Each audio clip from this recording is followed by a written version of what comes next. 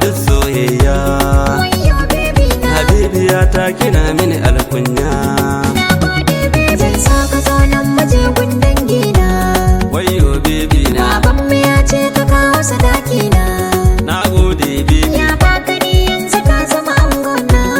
Wayo baby na. Zan yi aure da barko masoya na. Na gode baby. Kawaye na hada da iyaye na. Wayo baby na. Na yi laifi ku yi afuwa gona. Na gode baby. Ni kun ga daki na aure zan kwana. Wayo baby na. Amma biyayya ina kake angona. Na gode baby. Na ji zancen ki wayo ƙanwata. Wayo baby na. Zuciyata a yau da kin sata. Na gode baby. Ki tallafa min ki zama uwar ƴata. Wayo baby na. Ni zan riƙe ki amana ƴar auta. Na gode baby. Mai tarbiya kike kin fi dubun mata. Wayo baby na. Kin biya ta ki amsa bukata ta.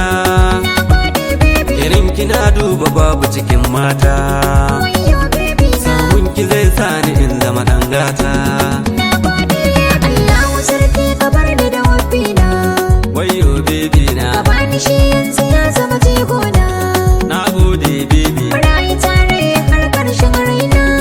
Wayo baby na. Mahaifi 'ya'ya cika mini burina. Na gode baby. Ina ma yau a jerin aure na. Wayo baby na. Farin ciki nake gane da mai sona.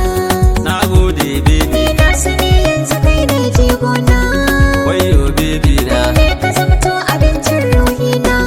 Na gode baby. Ce nake so na baiwa kalamai na. Wayo baby na. In dai na ganki nake jin daɗi na. Na gode baby. Muryar ki daɗi yana rikitan kaina. Wayo baby na. Farin idanunki suke tashi na.